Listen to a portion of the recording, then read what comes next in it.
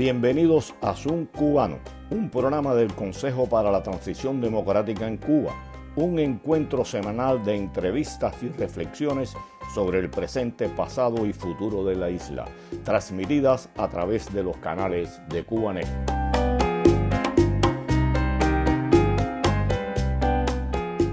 Muy buenas tardes tengan todos y bienvenidos a esta nueva emisión de Zoom Cubano. Me acompaña como siempre desde Madrid mi amigo y colega Hernán Alberto. Y desde acá, desde Miami, les habla Pedro Acosta. ¿Qué tal, Hernán? ¿Cómo estás? Muy bien, Pedro. ¿Cómo estás tú? Por acá bien, tranquilo. Deja ver acá, se me perdió algo acá. Ya no tengo. Tranquilo.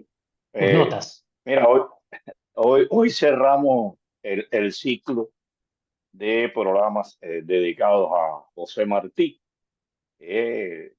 con un evento triste que es la muerte de él en Dos Ríos.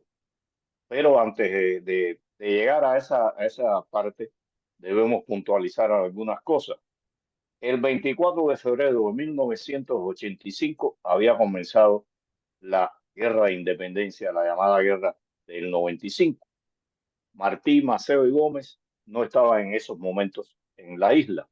Maceo arriba junto con su hermano José Maceo y Flor Crombé por la playa de Duaba el 1 de abril de 1895 y Maceo y Gómez lo hacen el 11 de abril de ese mismo mes por la playita de Jobado, todas en el municipio, en la antigua provincias orientales de Cuba.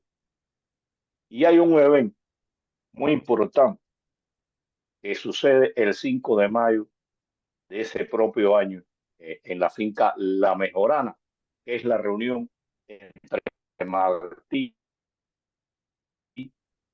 Maceo y Gómez. Y pienso que es un hecho que marca la historia de Cuba por lo que allí sucedió y por lo que pasa posteriormente. Y para hablar de este tema, contamos con Osvaldo Gallardo, escritor, periodista, profesor y conocedor de la vida y obra de Martí. ¿Cómo estás, Osvaldo? Buenos días, Pedro y Hernán, ¿cómo están ustedes? Gracias por la invitación. No, Osvaldo, eh, hay muchas versiones de lo que sucedió en la finca La Mejorana y es conocido que las relaciones entre Martí con Gómez y, y Maceo siempre fueron tensas. Hay una carta que Martí le envía a Gómez donde le dice, general, un Estado, un pueblo, un país no se construye cómo se dirige, cómo se manda el ejército. Un Y pueblo no se con manda como Martí, se manda un campamento. exactamente, esas son las palabras exactas. Y bueno, se había dado un hecho también con relación a, a Martí y Maceo, que es que Martí le da a Crombé el dinero con el que él viene, que había recaudado Martí, y esto causó determinadas situaciones entre ellos. ¿Qué pudieras decirnos de las relaciones eh, que existían entre estos tres grandes, para mí, los tres hombres más grandes de la libertad de Cuba? Bien, Pedro. Debo decirte que has empezado por donde yo hubiera terminado, pero bien, me ubico allí en la Mejorana y en las relaciones entre Maceo y Gómez. Me gusta ser franco y como yo te he dicho, yo no soy un historiador, tengo de estas cosas una intuición y lecturas, ¿no? Pero no tengo una conclusión así como la que puede llegar un historiador de oficio, digamos. Pero yo creo que la relación de Martí con Gómez y Maceo fueron todo lo tensas, todo lo difíciles que podían ser las relaciones de hombres que estuvieran haciendo una guerra. O sea, Martí obviamente para Gómez y Maceo en un primer momento es un neófito, es un recién llegado, es un muchacho al que mirarán con recelo, pero Martí supo construir esa relación con ellos durante años. Martí tiene momentos críticos con Gómez y Maceo, como el que tú mencionabas con Gómez. En algún momento habla de Maceo como el que lleva plata en la silla, espuela de plata, algo así le dice. O sea, quizás movido por esto el dinero que Maceo reclamaba para comenzar la guerra. Se sabe que Martí era un hombre demasiado estoico, digamos, en ese sentido del dinero, de la economía. Pero fue venciendo la moral de Martí, la capacidad organizativa, fue venciendo, digamos, los resquemores que pudieran tener estos dos generales de la Guerra Grande cubana frente a Martí. Tanto que Martí los trajo al combate. La Mejorana es, digamos, el gran misterio de la historia de Cuba, ¿no? Un misterio del que se ha hablado mucho, del que hay poca evidencia, digamos, como misterio al fin, pero es importante decir que lo que pasó allí, yo creo que movería a Martí en diversos sentidos, pero si bien después de 1959, por las razones que sabemos ideológicas, en Cuba era impensable, nadie podía comentar la posible idea de un suicidio o algo así en Martí. Sin duda la Mejorana influyó en el estado espiritual del héroe. Hay un libro que se llama Martí Revolucionario de Ezequiel Martínez Estrada, que fue un importante biógrafo de Martí, que en el capítulo 3 se llama El ciclo fatídico del héroe, que contiene 9 epígrafes y sus dos últimos son presagios y muerte. Él hace todo un análisis de los presagios que tuvo Martí mismo sobre su muerte y uno de los presagios en la entrevista de la Mejorana. Martínez Estrada estima que la decisión de que el delegado del Partido Revolucionario Cubano regresara a Estados Unidos, como le piden en esa reunión Maceo Gómez, era una virtual condena a muerte, en tanto que se le quitaba, dice, la gloria del sacrificio que había reclamado como única recompensa para sí. En ese encuentro, prosigue, Martí hubo de sentir secretamente y ahora de manera inapelable que debía morir. Esta es la visión de Ezequiel Martínez Estrada, una visión que en algún momento está vista también, quizás con menos profundidad, en esa importante biografía martiana que es Martí el Apóstol. Dice Mañach sobre la muerte de Martí que más bien lo que se hace son preguntas que se han repetido como un leitmotiv en las diversas biografías, ¿no? ¿Fue la muerte de Martí un arrebato épico? ¿Fue producto de la inexperiencia? ¿Era codicia de su hora? O sea, se refiere al fin de su vida. Era esta exaltación, digamos, poética o espiritual de Martí de ver la muerte necesaria en ese momento. Para mí sigue siendo una situación más de misterio. Si hubiéramos tenido las hojas de que se arrancaron al diario y donde estaba la reunión de la Mejorana, bueno, no estuviéramos haciendo esta disquisición, ¿no? Pero realmente la Mejorana tiene que haber influido en el espíritu de Martí en esos días finales. Mira, hay algo que Martí, bueno, tú hablas de las 3 hojas que arrancó Gómez, dejando un secreto muy grande en la historia de Cuba, un secreto que ya yo pienso es imposible desentrañar por el tiempo que ha pasado y no ha habido nunca la más mínima idea de qué decían esas hojas. Pero ese 5 de mayo, Martí escribe: Maceo y Gómez hablan bajo cerca de mí, me llaman a poco allí en el portal, que Maceo tiene otro pensamiento de gobierno, una junta de generales con mando por sus representantes y una secretaría general. Nos vamos a un cuarto a hablar. No puedo desenredarle a Maceo la conversación, pero usted se queda conmigo o se va con Gómez y me habla cortándome las palabras como si fuese yo la continuación del gobierno Leguleyo y sus representantes. O sea, Martí está dando a entender que es una reunión tensa, cómo lo Sí, tratan, qué pasa, e incluso hay una parte, ¿no? Que se dice que Maceo le dice: te quedas con Gómez o te vas conmigo. Esa parte de la historia es muy triste y, como tú dices, es un misterio que nadie ha podido desentrañar hasta el momento, pero sí esa era tensa. descripción que tú citas es muy gráfica, ¿verdad? O sea, realmente debe ser difícil para el hombre que es Martí, de una sensibilidad, de una delicadeza en el trato con los demás, ver, digamos, que se está cocinando, como diría un cubano, ¿no? Se está cocinando sin invitarlo a la mesa, ¿no? Pero después yo noto también una contradicción entre Gómez y Maceo, no solo con Martí, sino cuando él dice te quedas conmigo o te vas con Gómez, o sea, al final no concreta bien cuál fue la conclusión de la reunión. Sí, está claro que ahí uno puede llevarse una idea de lo que está pasando, pero realmente, finalmente, muchos piensan, son especulaciones, que si Martí hubiera partido con Maceo, tal vez Maceo, por su temple y por su carácter, no le hubiera permitido salir al combate. ¿Hay algún conocimiento de por qué Gómez permite que Martí vaya al combate, o Martí se le escapa, se le escurre de entre las manos a Gómez?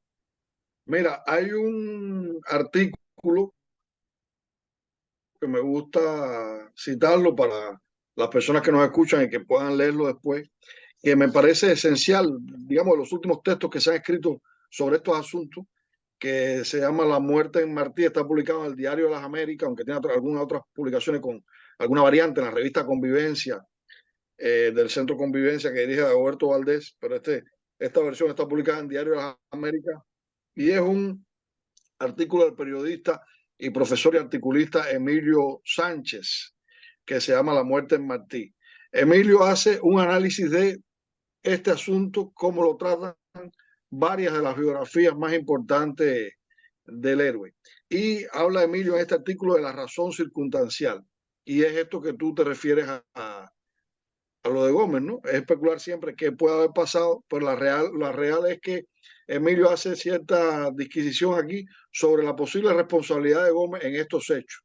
Por ejemplo, el 17 de mayo se sabe que Gómez había disuadido a Martí de ir al combate, pues ignoraba la fuerza del enemigo. Pero entonces, en peores condiciones, con, digamos, más sorpresa, el factor sorpresa, acepta que Martí lo acompañe 2 días después.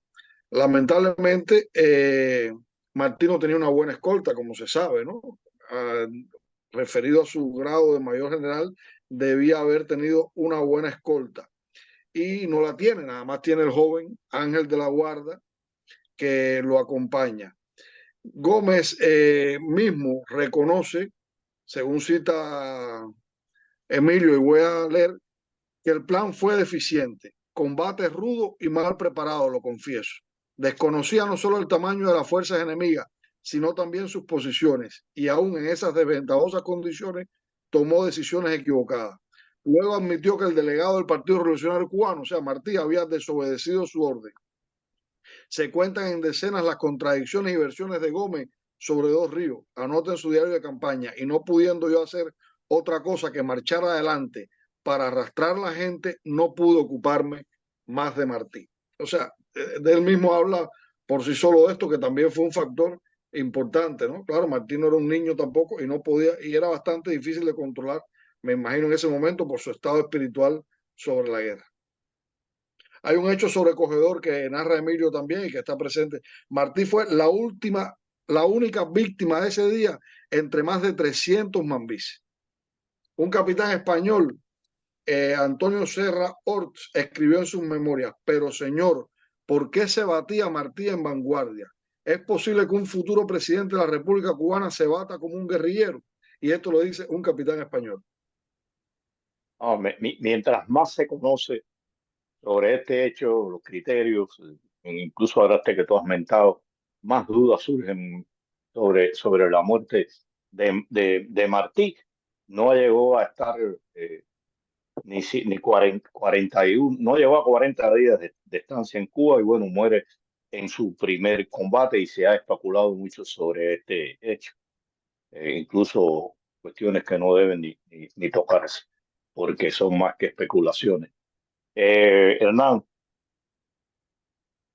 Quería aprovechar y quizás rebobinar un poco e ir quizás a lo que decía Osvaldo al comienzo, ¿no? Que hubiera empezado por otro lado, y preguntarle de dónde surgían las diferencias, porque me parece que un poco los hechos que estuvimos relatando son la consecuencia, ¿no? En cierta medida, de esas diferencias. ¿Cuáles eran esas diferencias? ¿Era un proyecto de país diferente? ¿Diferentes estrategias?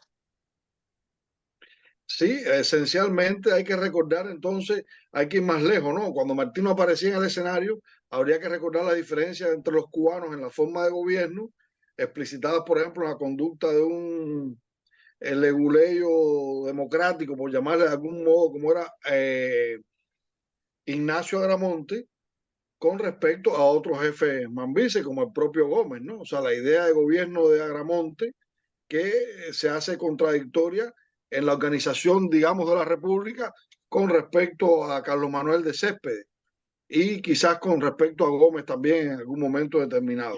O sea, eso estaba allí desde antes, ¿no? O sea, la idea de los jefes militares, que eran caudillos militares que querían lograr la independencia, o sea, lograr la independencia de España. En un momento determinado quizás no se estaban preparando en ese sentido para la república que vendría después, aunque sabemos que las asambleas constituyentes en la Manigua en la Guerra Grande trataron eso y hubo contradicciones desde allí. Pero es el caudillismo que hemos vivido en Latinoamérica, que se ha vivido especialmente en Cuba, las contradicciones, la falta de un consenso.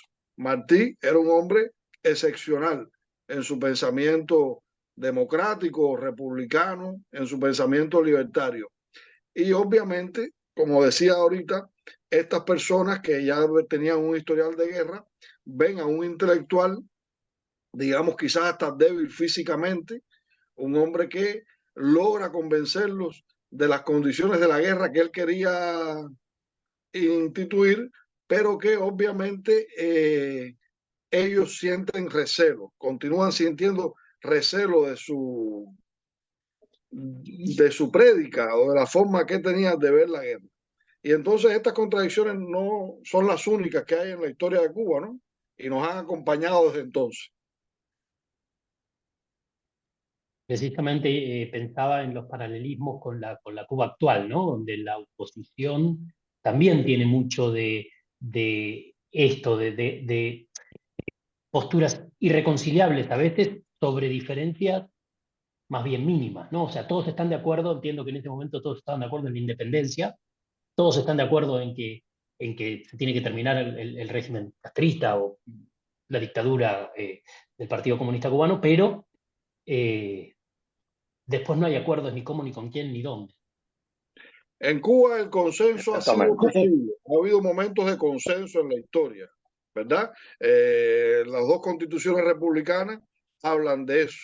Sobre todo, por supuesto, la esa que la estrella de la corona, ¿no? Que es la de 1940. O sea, se ha conseguido el consenso. Y eso es lamentable, o sea, es lamentable sobre todo los ataques personales, ¿no? En los que se ensalza la oposición hoy en día. Hay una frase de Giovanni Sánchez, la conocida periodista, directora de 14 y medio, que dice, bueno, las únicas flechas de mi carga son contra la dictadura, ¿no? O sea, y eso creo que debía ser una máxima de los que luchan contra la dictadura en Cuba. O sea, al menos tenemos un objetivo común, entonces después podremos buscar un consenso en determinadas cosas. Pero lamentablemente nos ensalzamos en discusiones y en modelos de gobierno, digamos, o formas de hacer las cosas que desde entonces nos están lastrando nuestra historia. Sí, incluso a veces hasta en posturas respecto a otras situaciones, ¿no? O sea, no sé, en qué se piensa de un candidato u otro en Estados Unidos Ajá. o cosas así. Pedro, que te queda una pregunta. He seguido con problemas de conexión. ¿Ustedes me oyen? Sí, Sí, te perfectamente. escuchamos. Gallardo, la figura de Martí es reconocida incluso por los propios españoles. ¿Qué valoración hizo el ejército español, los generales españoles, sobre la muerte de Martí?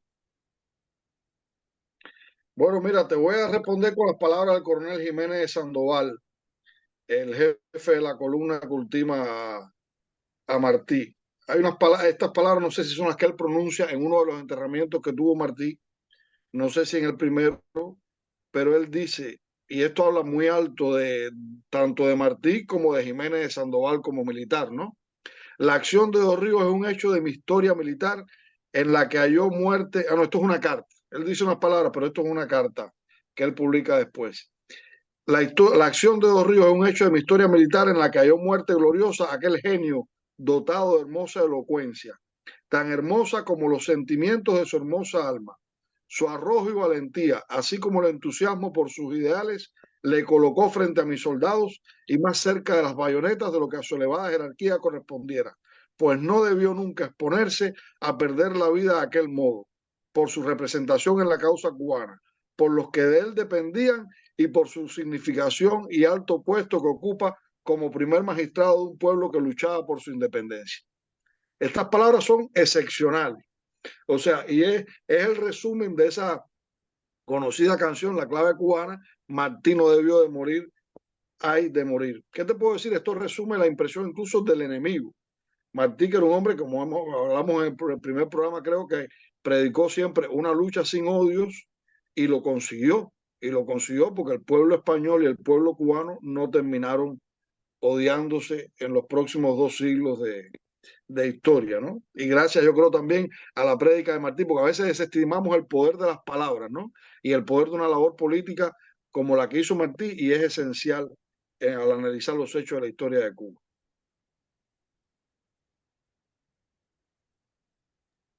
Osvaldo, muchas gracias por esta nueva participación en el programa. Con Pedro, con algunos problemas de comunicación, nos recuerda a los tiempos en los cuales Pedro seguía en La Habana. Espero que lo pueda resolver. Te agradecemos mucho por siempre ayudarnos a conocer un poco más de la historia de José Martí, un personaje, una persona clave, no solo para la historia de Cuba, sino también para la historia de América. Así que muchísimas Hernán, gracias. si me Sí, permite un sí, por minuto, supuesto. Adelante. eh, no, a mí me gustaría terminar quizás por donde yo hubiera comenzado, ¿no? Bien, bien, Y es bien. que en el espíritu martiano, o sea, Martí era un hombre excepcional. No sé hasta dónde muchas veces nos damos cuenta de la excepcionalidad de su pensamiento y de su obra, ¿no? Y yo creo, yo que soy un hombre que cree en la fuerza de lo espiritual, ¿no? Sin entrar en una disquisición de tipo religiosa, yo creo que Martí tenía una clara noción desde el principio de su vida que iba a morir pronto. O sea, decía él mismo que los apasionados son los primogénitos del mundo. Y de eso hay testimonio en su obra literaria, enorme cantidad de testimonios, ¿no? Sobre las premoniciones de Martí de su muerte.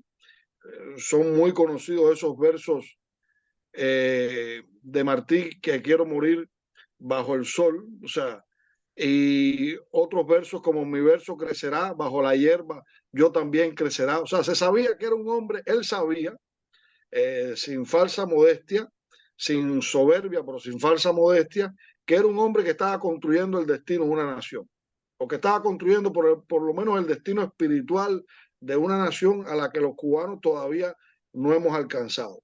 Y esa concepción de la muerte inunda la obra martiana. Cuando se refiere a la muerte de los amigos, por ejemplo, se refiere como a la muerte torva, fea, desagradable, pero cuando se refiere a la muerte en sí mismo, se refiere como a la muerte amable, como a la muerte que es vía, que es tránsito hacia un bien mayor. Es muy conocida su frase, la muerte no es verdad cuando se ha cumplido bien la obra de la vida. Pero realmente dice otra frase de él muy conocida también, o más que un mundo más, cuando la gloria a esta estrecha mansión nos arrebata, el espíritu crece, el cielo se abre, el mundo se dilata y en medio de los mundos se amanece.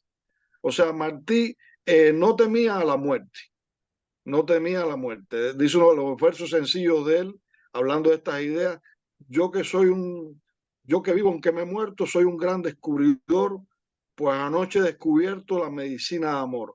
Cuando al peso de la cruz el hombre morir resuelve, sale a hacer bien, lo hace y vuelve como de un baño de luz. O sea, muchos de sus biógrafos también hablan del misticismo que inunda la obra martiana a la hora de tratar la muerte, a la hora de tratar su propia muerte. O sea, lo ven como un destino trágico, además como una opción espiritual. Por eso en algún momento se habla de suicidio. Hay algunos autores que atreven a hablarse de suicidio. Yo creo que no.